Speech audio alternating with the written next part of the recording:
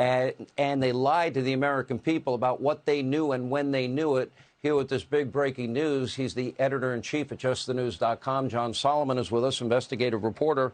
This is a big story because they knew. They told us they didn't know anything, but the Biden White House knew.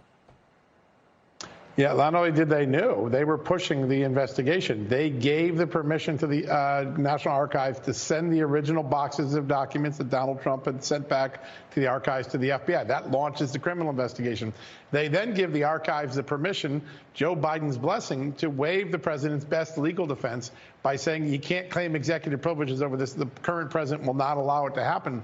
All that occurs long before a grand jury drops a subpoena on President Trump's lawyers in May and June, and long before the raid. The Biden White House is at the ignition point of this investigation, and it's ironic because if you remember back in 2019 and 2020, it was the Biden Democrats that were complaining about efforts to start an investigation of Hunter Biden. Now they're caught doing the same thing, trying to push an investigation of their political rival, the opposition leader of the party, likely to face him in 2024.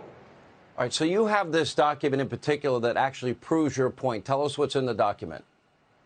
Yeah, this is a letter from the acting National Archivist of America to President Trump's lawyer on around May 10th, and in it lays out the entire role of the Biden White House. The general counsel's office was involved. It authorized the release of documents to the FBI. That's what starts the criminal probe. It then authorizes telling the Trump attorneys they will not be able to use executive privilege, and also telling the FBI, you can take these records without an executive privilege fight, go use them. So they not only start the ignition point, they facilitate it by taking away one of the president's potential defenses. Alan Dershowitz, other lawyers I talked to tonight, deeply concerned by the Biden White House's involvement in this. They didn't have to be involved. The FBI could have gone to court, tried to compel this stuff. Instead, the FBI takes a shortcut, goes to the guy who might have to run against Donald Trump in 2024 and gets the records through the back door.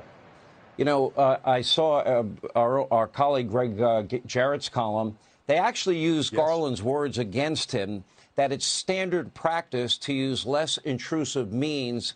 And they also want to know in this filing today, did the FBI lie to the magistrate? Did they omit exculpatory information?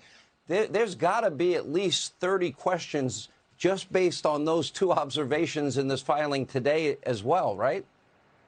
Yeah, there's no doubt. Listen, there's so much we don't know. It's like March or April of 2017, Sean, when you and I were working on the Russia collusion story. We're going to learn a lot of facts, but tonight we have a new fact.